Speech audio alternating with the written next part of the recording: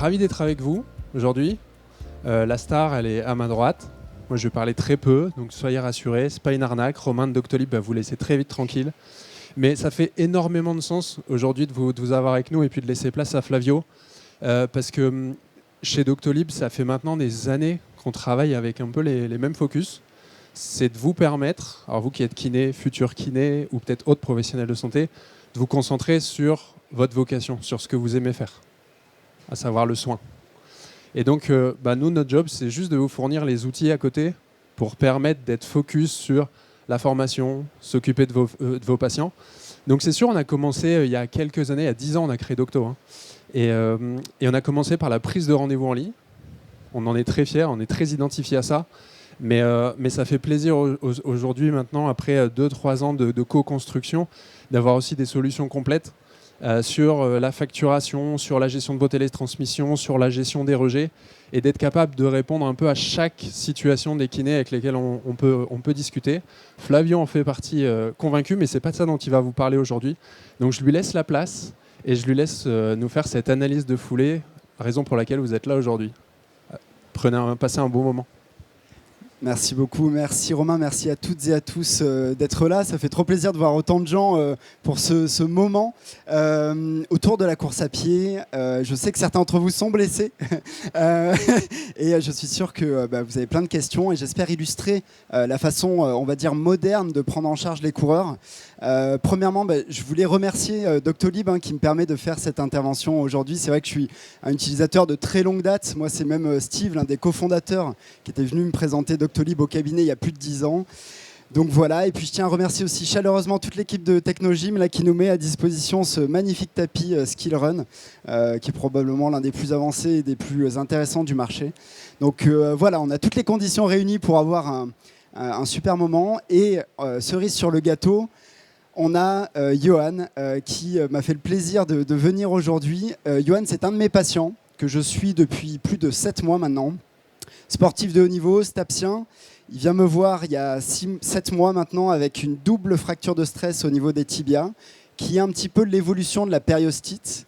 Vous savez, la périostite, c'est cette douleur au niveau des tibias qui arrive chez les coureurs. Donc je vais vous montrer, il va nous expliquer un petit peu ce qui s'est passé au cours de son parcours et comment il a développé cette douleur-là et comment moi je l'ai évaluée. On a la chance d'avoir une table de soins. Je vais vous montrer comment on évalue une périostite très rapidement et on fait un diagnostic différentiel entre la périostite et la fracture de stress. Et ensuite, on verra comment il courait au début. Donc on va se remettre dans une perspective il y a 6 mois, comment il court aujourd'hui et qu'est-ce qu'on a mis en place pour essayer de résoudre son problème. Est-ce que ça vous va? Ouais. Clapez des mains, faites du bruit pour Johan, s'il vous plaît. Merci beaucoup. Donc, Johan, est-ce que tu peux nous... donc, tu avais pris ton rendez-vous sur Doctolib et puis tu es arrivé au cabinet. Moi, je fais des évaluations d'1 heure au cabinet. Donc, ma première question avec les gens, c'est toujours, Johan, dis-moi, qu'est-ce qui t'est arrivé? Bonjour à tous. Donc moi je suis arrivé dans le cabinet de Flavio après 1 an et demi de galère avec des périostites. Donc moi là-bas je viens du milieu du VTT. Donc j'en ai fait aussi à haut niveau avant d'arriver sur le trail. Et ce qui a fait, j'ai arrêté le VTT pour diverses raisons. Et je suis arrivé sur la course à pied très rapidement avec un volume d'entraînement beaucoup trop gros. Et donc je me suis blessé d'abord au niveau périostite, toute simple à la base. Comme beaucoup de gens, je me renseigne sur internet, je vais voir le premier médecin que je trouve juste pour avoir déjà un certificat médical pour le STAPS, etc. Et donc j'essaye de me soigner, m'auto-soigner, et donc je n'arrive pas, donc ça dure 1 an et demi. Jusqu'au jour où, pendant une course, je me claque complètement. Je finis la course en boitant. Et donc là, je me suis dit que c'était pas normal, puisque les périostites, on n'est pas censé avoir mal au repos. Donc grosse douleur au repos, rien qu'en descendant les marches, je boitais. Donc j'ai pris rendez-vous directement sur Doctolib avec Flavio, que j'avais connu grâce à la clinique du coureur, au travers de ses vidéos, des livres, etc. Et donc voilà, j'ai pris rendez-vous et depuis, ça fait 7 mois qu'on essaye de guérir ces fractures de stress. Yes, on est en très bonne voie et vous vous dites 7 mois, c'est peut-être beaucoup. Mais Johan, la première fois où je l'ai vu, assis, il avait une douleur forte dans les 2 tibias et on avait une IRM qui montrait un hypersignal sur toute la diaphyse du tibia. Il avait une double énorme fracture de stress sur les 2 tibias. Et à l'interrogatoire, il me dit littéralement « J'ai l'impression que mes tibias peuvent rompre ». Très très grosse sensibilité, douleur au repos. Vous pensez que je lui ai dit quoi? Je lui ai dit quoi la première séance? Il me dit « Je peux courir ?» Je dis bah, « D'après toi, tu as une douleur au repos. » Il est sur sa ligne rouge en décharge. Il a pris 3 à 4 semaines de décharge totale. Donc pas de sport à impact, pas de boxe, on a tout arrêté les sports à impact.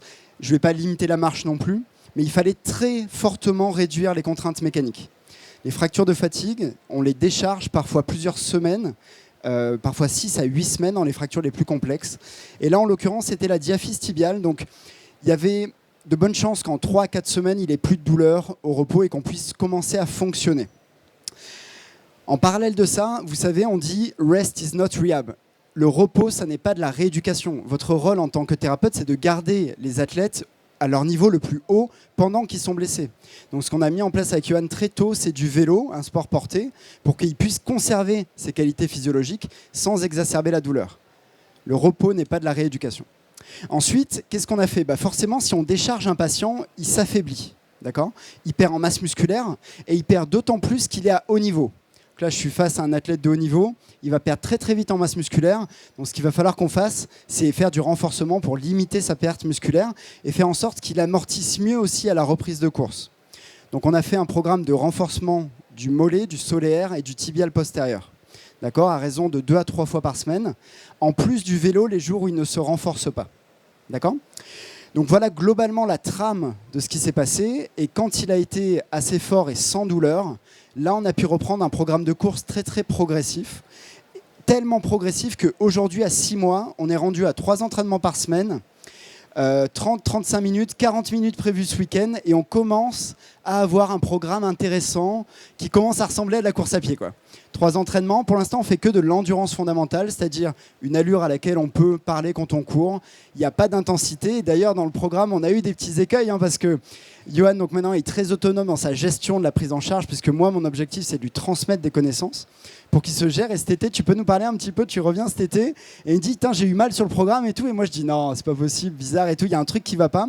Et quand quelqu'un a mal sur une fracture de stress ou une périostite, c'est qu'il gère mal l'intensité. Tu peux nous expliquer juste, tu tiens, ce que tu m'as dit en reprise là, à la rentrée? Oui, donc du coup, cet été, comme beaucoup d'étudiants, j'étais en vacances.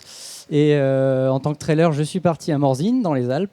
Et donc, j'avais interdiction de courir en trail, déjà. Voilà, donc, ce qui fait que je me suis envoyé des énormes randonnées dans les Alpes, sans courir. Mais voilà, les descentes en marchant, ça a pas mal de chocs aussi. Ce qui fait que voilà, je me suis envoyé grosse randonnée, plus le programme que Flavio m'avait donné, qui était uniquement du footing sur route. Moi qui avais l'habitude de courir mes footings à 15 km/h, réduire les footings à 6 minutes le kilomètre, c'est quelque chose que j'avais jamais fait. Donc pendant les programmes où il me disait endurance fondamentale, j'étais à endurance fondamentale à 15 km/h, mais c'était beaucoup trop rapide pour une réathlétisation correcte. Donc ce qui fait qu'on a eu une visio en plein milieu de mes vacances et il m'a dit tu vas trop vite. Donc depuis mes footings, je les fais beaucoup plus lentement.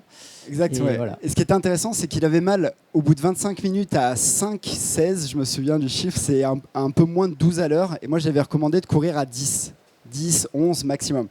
En fait, cette variation d'intensité, elle est très importante à gérer avec les coureurs, parce que s'ils couraient à 6, ils pouvaient faire une demi-heure sans douleur.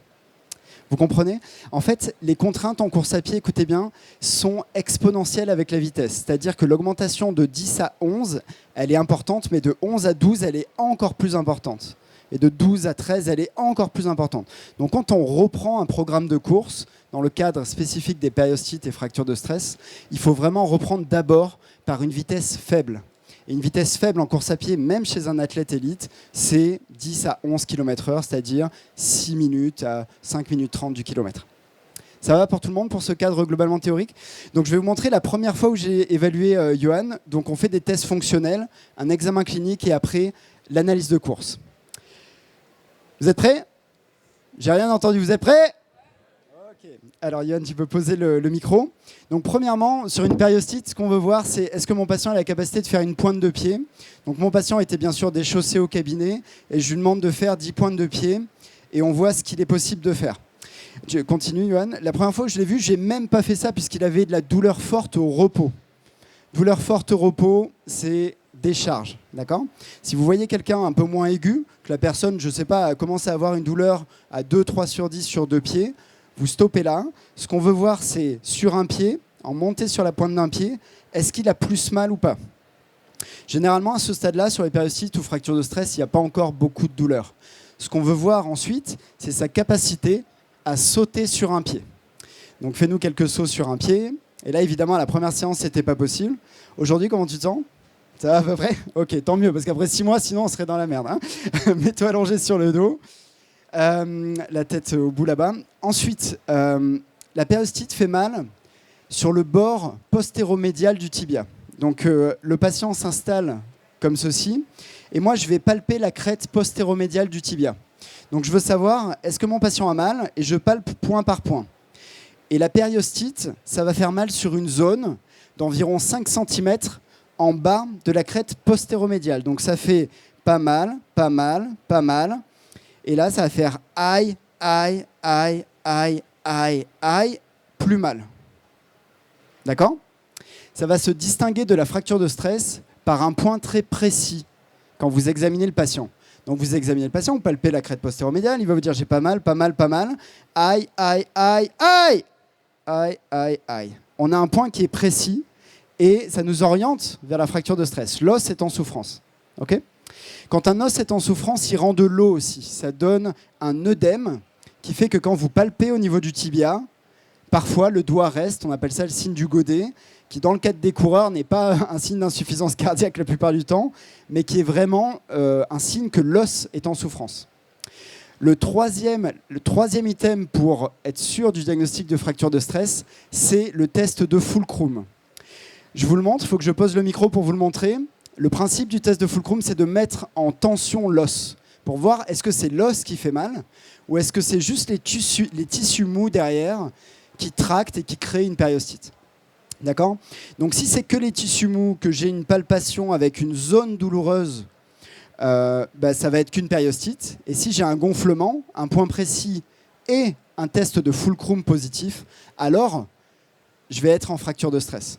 Et là, le pronostic, les examens à faire, généralement, sont complètement différents. D'accord ? Je vous montre le test de Fulcrum. Pour le test de Fulcrum, vous placez 2 doigts sur la malléole médiale. Et ce qu'on veut faire, c'est mettre en contrainte l'os.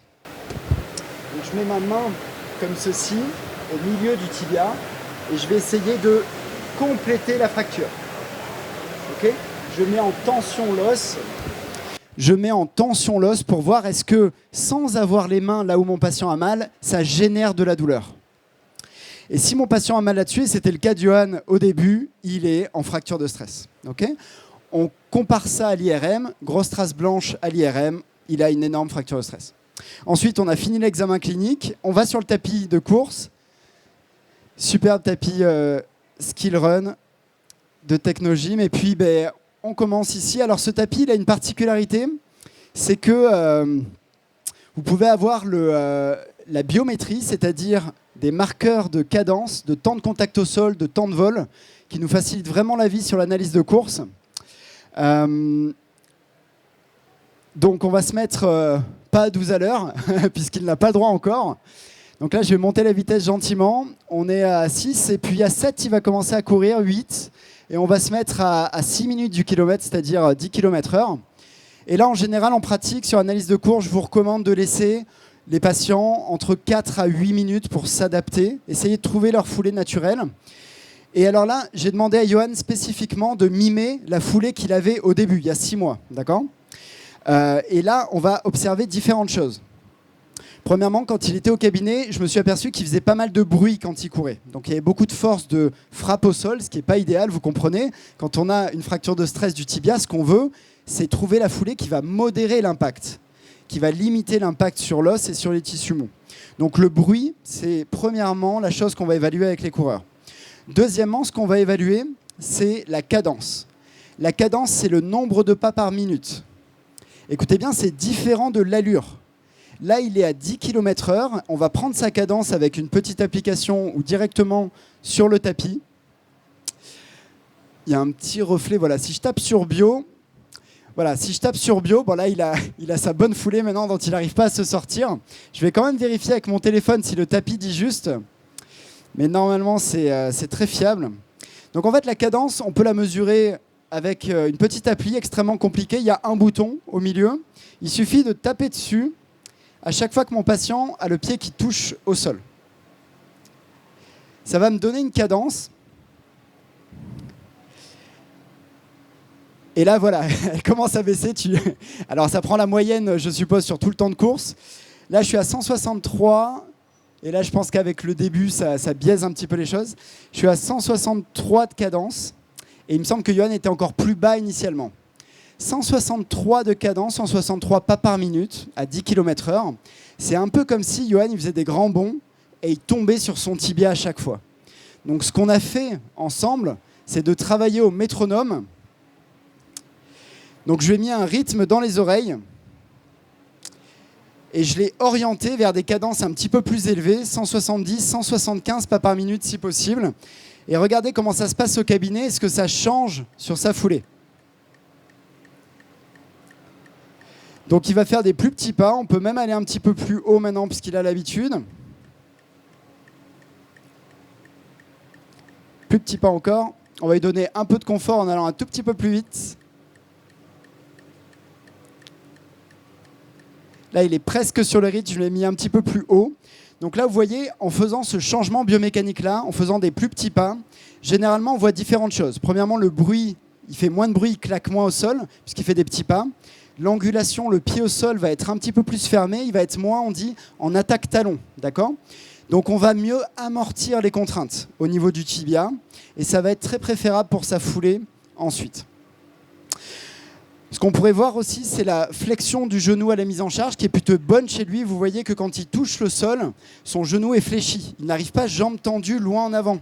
La pose du pied au sol est au niveau du centre de masse, ce qui fait qu'on a des éléments cinématiques dans le cinéma, dans l'image, qui nous font dire il amortit bien les contraintes et c'est chouette, ça va être bien pour le futur. Okay. On voit aussi, regardez, un marqueur hyper intéressant, il y a très peu de déplacement vertical. Vous voyez, il pourrait courir sous un toit quasiment. Et ça, c'est un marqueur qui ne dépense pas d'énergie à se déplacer vers le haut. Il conserve son énergie pour se déplacer vers l'avant. Et ça, c'est très intéressant d'un point de vue des contraintes mécaniques, mais aussi de la performance. D'accord ?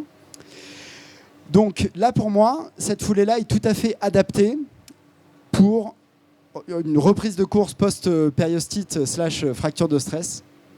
Et là, il part avec son programme. Donc aujourd'hui, il est à 30 minutes le lundi, vélo mardi, 35 minutes mercredi, vélo jeudi. Et pourquoi pas le vélo avec de l'intensité, hein, du fractionné, on se bute à vélo. Ça n'est pas un problème, puisque lui, il doit juste pas trop faire d'impact. Okay ? Et une sortie longue, qui commence à être longue, on va dire, en fin de semaine, de l'ordre de 40 minutes, qu'on va augmenter de 5 à 10 minutes maintenant par semaine. D'ici 2 à 3 semaines, on va être à 1 heure de sortie longue.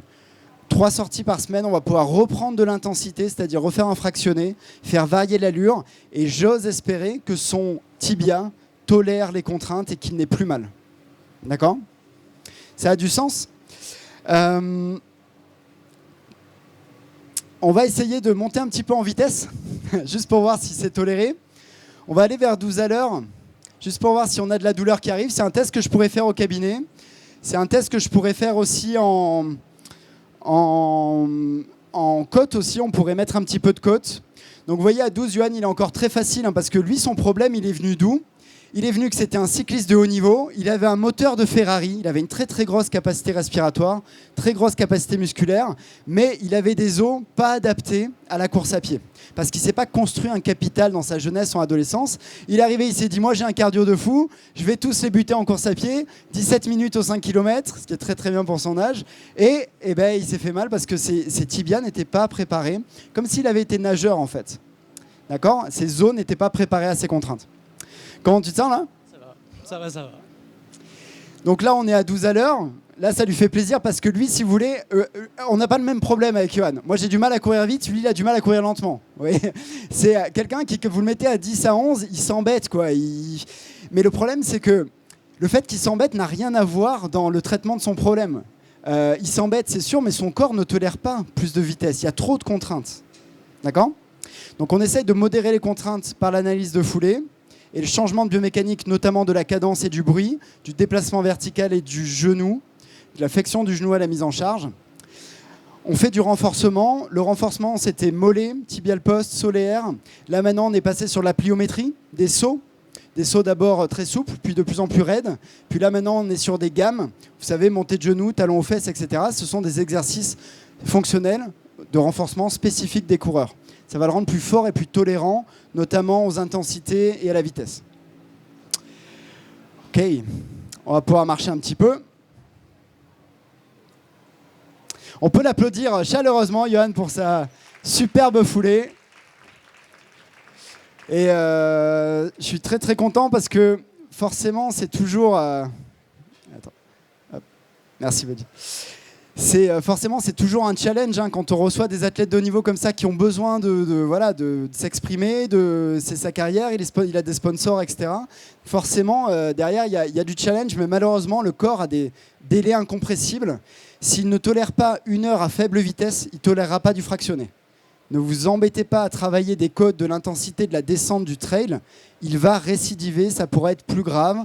Ça va être une catastrophe. Donc il faut arriver, si vous voulez, par la communication à dire « écoute-moi, fais-moi confiance, on va mettre toutes les conditions, on va réunir toutes les conditions pour que tu récupères au mieux et tout ira bien dans le meilleur des mondes. » Ça marche ? Est-ce que c'est clair pour la périostite ? Examen clinique, 3 éléments pour la fracture de stress, vous me rappelez, c'est quoi ? Douleur précise, œdème, test de Fulcrum, Fulcrum pour ceux qui prennent des notes, test du levier, on peut dire du coin, test de bending osseux, test de mise en contrainte osseuse, c'est la même chose. Ok ? Soit c'est en périostite, soit c'est en fracture de stress. Généralement, les fractures de stress prennent plus de temps à guérir.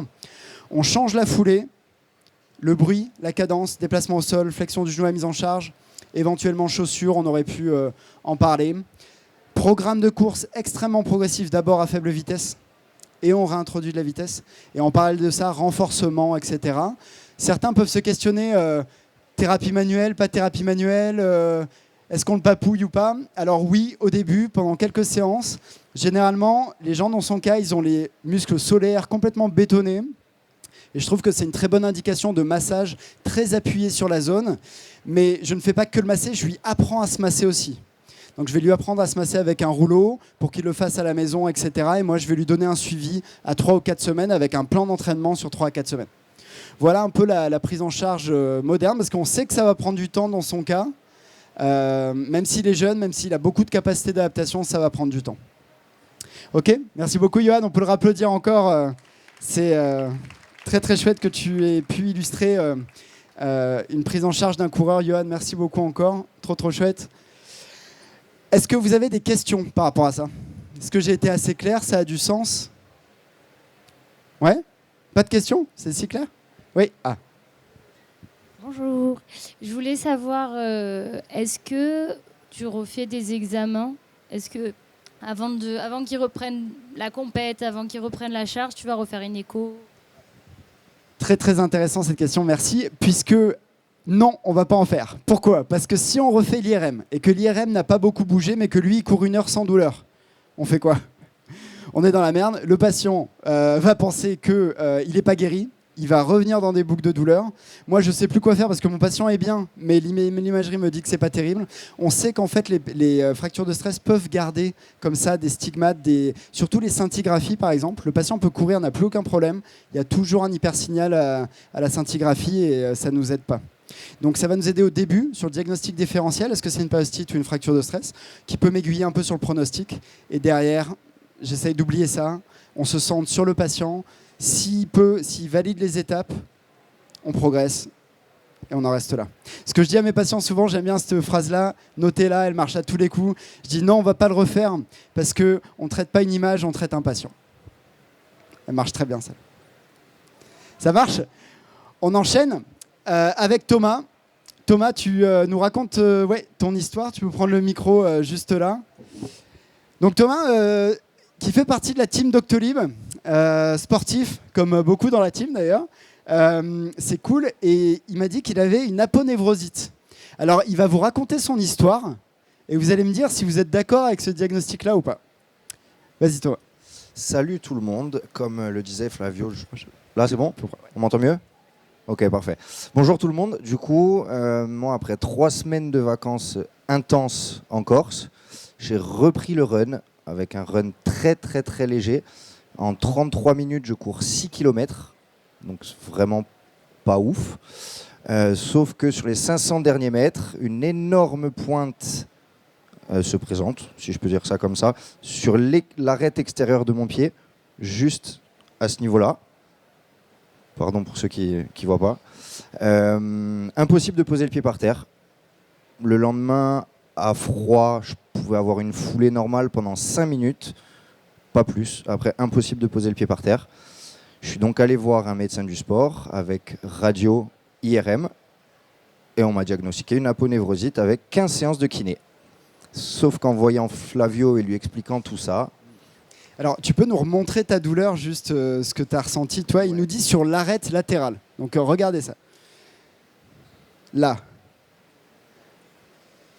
Est-ce que ça vous semble être une localisation classique d'une aponevrosite plantaire? Elle est où l'aponevrosite plantaire? Elle est en avant, en médial du calca. Donc déjà, par la localisation, on a eu... Il y a quelqu'un qui s'est troué sur le diagnostic, on ne donnera pas de nom.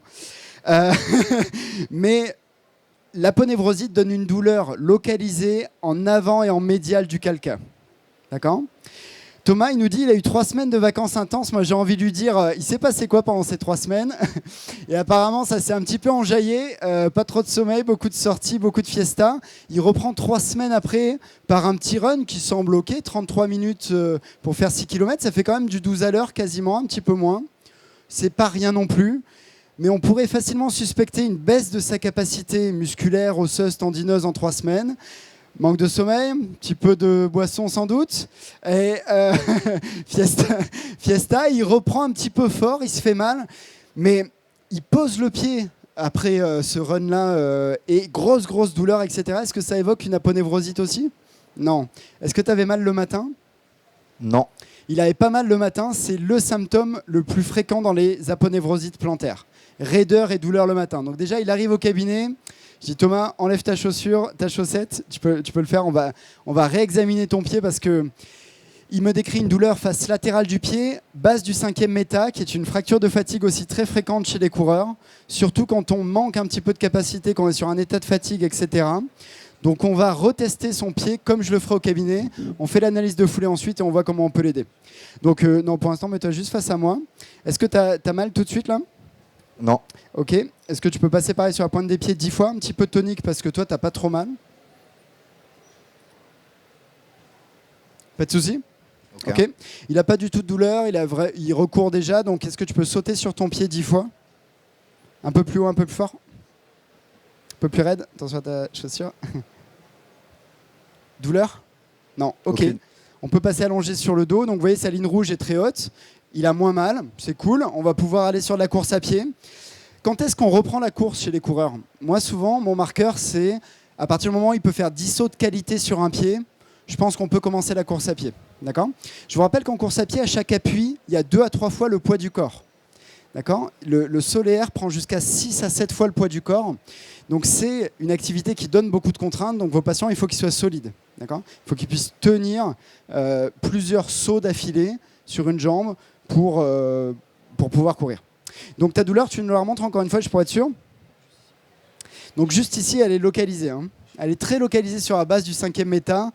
L'aponevrosite, ça ferait mal ici, là. Et c'est une différence très notable en distal, d'accord? Puisqu'en distal, on a une sensibilité discriminative qui est très très forte. Si vous faites mal à la luxe, c'est pas le petit orteil qui a pris cher, c'est la luxe, vous comprenez? Une différence de quelques centimètres comme ça au niveau de la hanche, c'est très différent, d'accord? Puisqu'on a une sensibilité discriminative en proximale qui est très médiocre. Parfois, en palpant au niveau de la hanche, ça peut être une irradiation du dos, par exemple, vous savez ça. Là, au niveau du pied, s'il me décrit une douleur vraiment latérale, base du 5e, pour moi, même si on a vu des changements à l'imagerie, très très peu probable que ce soit une aponevrosite plantaire. Il a pas mal en sautant là-dessus, il n'avait pas de dérouillage matinal. Très très bizarre. Donc on va aller examiner la base du 5e et la mobilité articulaire au niveau de la base du 5e. Rallonge-toi. Donc le patient qui vient ici, la probabilité de la pathologie, c'est arthropathie de la base du 5e, fracture de stress du 5e ou peut-être tendinopathie défibulaire. C'est les 3 hypothèses que je vais explorer tout de suite. Je vous montre comment on fait. Donc d'abord, diaphyse.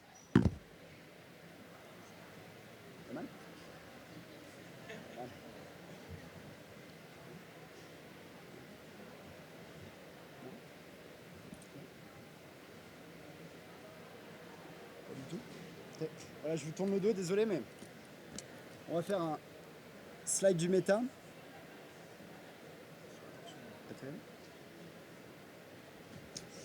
Ok, il a une sensibilité sur la diaphyse, pas vraiment à la base. Il a une sensibilité à la torsion du métatarse. Quel test je vais faire là? On en a parlé juste avant. Hein? Exact, mise en contrainte de l'os. Je ne savais pas ce qu'il avait. Il m'avait dit qu'il a une périostite, mais là, on s'oriente vers une fracture de stress. Donc, je vais faire le test de Fulcrum pour le pied. Je vous montre à quoi ça ressemble. Tu peux me tenir le micro? En fait, c'est juste comme ça. Ça, c'est son méta. Je vais glisser mes 2 doigts sous le méta ici. Et je vais venir pousser ici pour mettre en contrainte l'os. Bon, monsieur? C'est parti. Donc, je fais ce test-là sur 5e méta.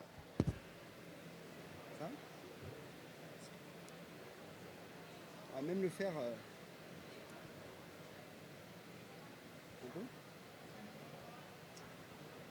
Test positif quand même. Appréhension, légère douleur. Donc on a sensibilité de la diaphyse du méta.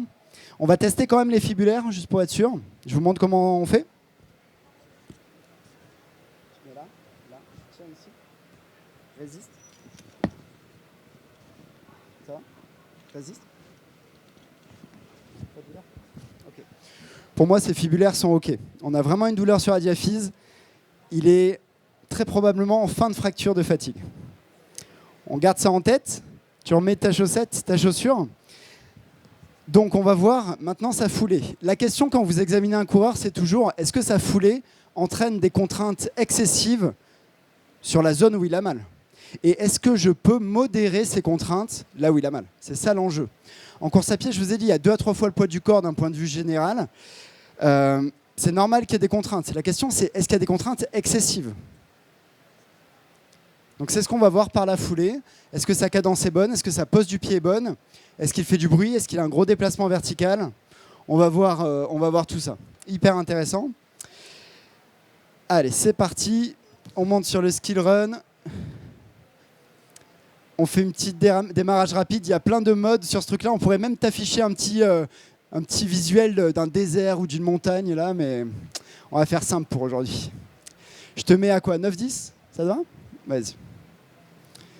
Donc, vous voyez, ce qui est chouette avec ce tapis, c'est qu'il est très stable aussi. Vous voyez, il n'y a pas trop d'amorti, ce qui ne biaise pas la foulée, donc très intéressant. La bande de roulement est bien aussi, donc c'est top. Comme je vous disais, en pratique, tout à l'heure, je vous disais, en fait, j'ai un peu abusé parce qu'en recherche, on fait 4 à 8 minutes de normalisation de la foulée, mais en pratique, au cabinet, on ne peut pas se laisser 4 à 8 minutes sans rien faire, sans rien dire. Donc au cabinet, c'est 2 à 3 minutes. Et ensuite, on commence par évaluer quoi? On en a parlé tout à l'heure. Le bruit. Est-ce qu'il fait du bruit ou pas? Bon, là, c'est pas évident dans l'enceinte. Et puis, ça dépend beaucoup du tapis, d'accord? Évidemment, il y a des tapis qui résonnent plus ou moins. Et ce qu'on fait, c'est un benchmark en fonction des patients. Vous allez voir qu'il y en a qui font plus de bruit, d'autres moins de bruit. Thomas, ça a l'air pas mal. On sent qu'il cherche à amortir. Il attaque talon. On fera une vidéo ralentie, mais il attaque du talon, il déroule bien. Par contre, à la différence de Johan, vous voyez, il a beaucoup de déplacement vertical. Johan, tout à l'heure, était très très stable. En haut, là-bas. Sa cadence est plus lente. On va voir ce que nous dit le biomarqueur direct. Ça m'évite de tout calculer. Ouais, il est à 149, là. Vous voyez la foulée comparée à Johan tout à l'heure qui avait des petites foulées qui amortissaient bien. Là, Thomas, il est à 149. C'est une cadence que je considère très faible qui entraîne un excès de contrainte sur le pied. On sait que quand on augmente la cadence pour une même vitesse, alors écoutez bien parce que le biais il est là, hein, c'est cette erreur-là que font les gens. c'est que vous allez chercher à augmenter la cadence, le nombre de pas par minute, mais ce que font les gens, c'est qu'ils accélèrent. Moi, je ne veux pas qu'il accélère. Je veux que pour une même allure, il fasse plus de pas. Ça va diviser l'intensité de l'impact par appui. C'est ça que ça va faire. S'il augmente la vitesse, je vous ai dit, les contraintes, elles font comme ça. C'est pas bon. Donc là, Thomas, il est à maintenant 153 pas par minute. C'est une cadence qui est considérée comme lente. Il a une attaque talon. On voit pas trop là. Il a une attaque talon. Recule-toi un tout petit peu sur le tapis. Ouais, pas trop non plus. Voilà. On va éviter le fait divers à Rééduca. On va faire une petite vidéo ralentie que vous pourriez faire avec iPhone ou avec d'autres supports techniques. Et là, je vais essayer de voir. Ouais, il a une franche attaque talon. Ouais, tu peux regarder si tu veux. Franche attaque talon. Et il y a 5 poses du pied au sol. Vous pouvez prendre des notes si vous voulez. La première, c'est talon, attaque talon, très franche. C'est son cas. Gros déplacement vertical, grosse attaque talon. La deuxième, c'est l'attaque talon dite subtile ou proprioceptive. C'est-à-dire que c'est le talon qui pose le pied... Pardon, c'est le talon qui touche le sol en premier, mais l'angulation du pied au sol fait moins de 10 degrés. D'accord ? Talon subtil ou talon proprioceptif. On va essayer de l'amener vers ça, Thomas. Ensuite, il y a médio-pied, pied à plat. Et puis après, il y a les gens qui sont avant-pied et qui déposent le talon ensuite, souvent. Et puis, il y en a qui exagèrent la correction et qui attaquent orteil, qui sont vraiment méga avant-pied, qui posent même plus le talon. Donc, il y a 5 poses du pied au sol. Thomas, il rentre dans la première. C'est le talon, important. On voit aussi qu'il se laisse tomber là sur le pied. Donc voilà, on a beaucoup à travailler. On va commencer par la cadence. C'est toujours le plus intéressant. La cadence, c'est le plus fiable, le plus intéressant d'un point de vue éducationnel avec les gens. C'est le plus sécuritaire aussi. Donc la question que je pose à mes patients souvent, c'est Thomas, est-ce que tu as le rythme dans la peau ? Avec l'été que tu as fait, tu as dû... Alors je vais lui mettre un rythme de 175 pas par minute. D'accord ? C'est environ 3 pas par seconde. T'es prêt ? C'est parti. Tu essaies de te caler là-dessus. Voilà, des petits pas. Tu accélères un tout petit peu pour que ça soit plus confortable pour toi.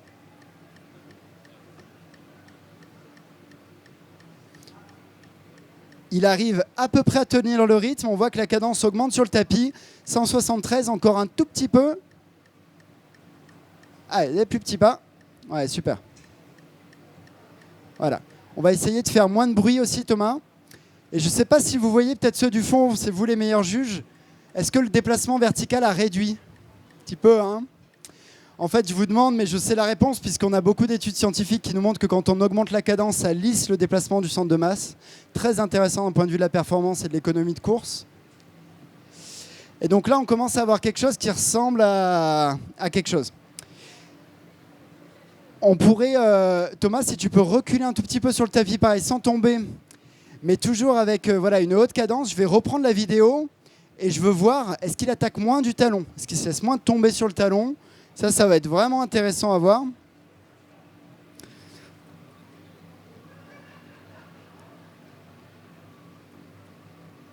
Ok. Je te laisse juge. Tu fais avant-après. Et là, normalement, voyons, il pose le pied un petit peu plus. Il amortit mieux avec son membrane. Il a moins de déplacement vertical. Thomas, on ne lui changerait pas ses chaussures. On n'irait pas vers quelque chose de plus minimaliste, d'accord, de plus fin, parce que ça serait plus agressif pour son pied. Et puisqu'il a une fracture de stress, très probablement, et non pas une aponevrosite, au niveau de la diaphyse du 5e, on va le laisser dans des chaussures assez protectrices, d'accord, assez épaisses, qui sollicitent pas trop son méta.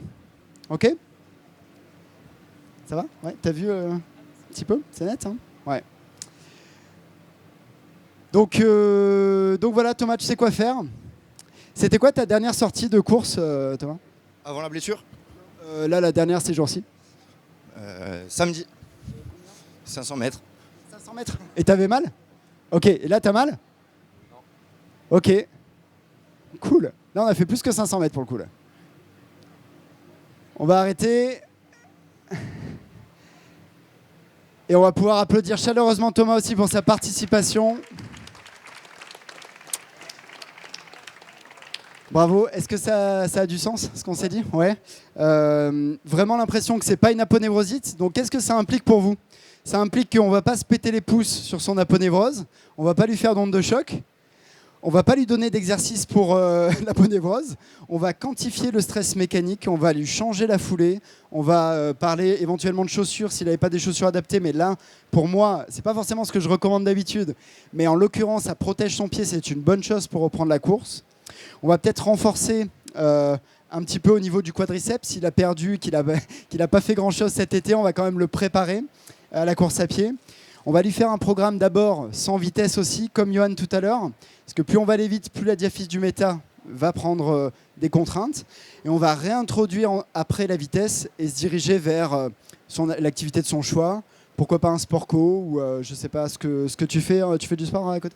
Ouais, moi je fais du foot.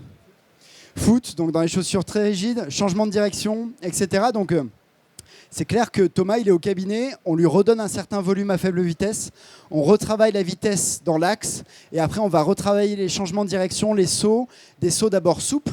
Vous voyez, il y a une grosse différence quand on va sauter comme ça, que comme ça, que comme ça. Est-ce que vous voyez la différence? Les contraintes au niveau du pied sont très différentes. Là, je l'ai fait sur 2 pieds, mais on pourra le faire sur un pied. Donc, vous voyez, il va y avoir toute une progression comme ça de séance en séance qui va nous permettre de guider le patient vers une récupération complète, un patient plus solide, plus résilient et prêt à faire face à une activité hyper demandante comme le foot, changement de direction, accélération, saut, etc., etc., dans des chaussures rigides, très proches du sol. Donc, voilà. Merci beaucoup Thomas, merci à toutes et à tous d'être venus. Je vais prendre quelques questions avant de remercier les partenaires. Oui ? Oui, bonjour, est-ce que vous avez des conseils pour courir lorsque l'on a des douleurs à la patella et à l'arrière des genoux? Oui, bien sûr, ouais. Douleur de rotule, donc syndrome rotulien. Ouais. Alors, pareil, te renforcer. D'abord, ça va être très intéressant avec des machines comme le leg extension, par exemple, la presse. D'ailleurs, on ne va pas travailler que le quadriceps, on va travailler aussi les abducteurs, les fessiers, qu'on peut utiliser sur machine aussi ou par élastique ou avec un lest, tu sais, sur le côté. On va renforcer ici. Tu pourrais faire du gainage aussi, gainage latéral, gainage de face. Ça va te rendre plus forte et l'articulation plus forte pour tolérer la course. Une fois que tu es plus forte et que tu as moins de douleur, là, on va faire un programme de recourse graduel, un peu comme on a présenté avec les gars. C'est à peu près la même chose. Ouais. Ça va? Ça a du sens? Pour l'arrière... Alors ça, c'était plutôt pour la patella. Tu veux dire pour les ischio-jambiers? Si tu as... Alors, il faudra d'abord faire un diagnostic. Qu'est-ce qui te fait mal à l'arrière? Et en fonction, on pourra voir. Mais si tu veux, on se retrouve sur le stand Doctolib et puis on en parle. Ça te va? Question? Alors moi, j'ai une question pour le sujet numéro 2.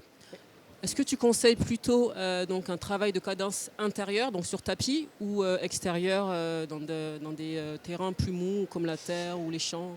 Attends, répète, en reprise de course?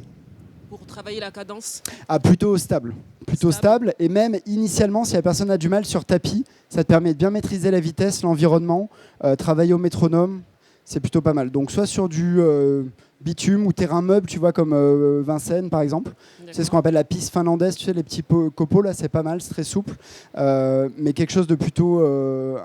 pas du trail, pas technique, pas de montée, pas de descente, ça se travaille à plat, la cadence. Ouais. Super. Merci. Ça va? Je t'en prie. Et à la différence, si le cas numéro 1 qui a des périostites, tu m'entends ou pas? Ouais, mets-le un Ok. tout petit peu plus proche. Là, comme ça? Ouais. À la différence, pour le cas numéro 1, s'il a des périostites, courir sur du bitume, c'est l'inverse qu'il faudrait faire, ce serait plus courir sur des terrains meubles, comme la terre ou en forêt. Ouais, en fait, la surface n'aura pas un gros impact vu le volume que tu lui recommandes, tu vois. Parce que dans les premières séances, on va faire 5-6 fois 1 minute de course, 1 minute de marche. Que tu sois sur un terrain meuble ou un terrain dur, il n'y aura pas une grosse différence, quoi. Ouais. Ouais, pour moi, il y a peu d'impact. C'est plus sa capacité à amortir, à changer sa foulée qui va faire la différence, tu vois. Voilà. Petite question? Et au niveau de la cadence, tu l'augmentes progressivement ou d'un seul coup, là, ce qu'il est à 140? Très intéressant. Ouais, très bonne question. Alors c'est ça qui est hyper intéressant, c'est que si on veut un changement important des contraintes mécaniques, on va aller haut en cadence sur une vitesse faible. On va tout de suite aller très haut. Par contre, le programme va être très graduel aussi. Ça s'intègre très bien. Souvent, vous vous doutez un petit peu de est-ce que mon patient il va y arriver? Je trouve que c'est compliqué. Honnêtement, c'est assez simple. Par contre, le programme de course doit être très très progressif. Mais plus tu veux réduire les contraintes fortes, plus il faut avoir une cadence élevée. Ouais. On va devoir conclure. Je vous invite à me rejoindre sur le stand Doctolib si vous avez des questions. Je réponds à toutes les questions. Merci encore aux partenaires Doctolib pour l'invitation. Vous pouvez l'applaudir. Bravo Flavio, c'était top.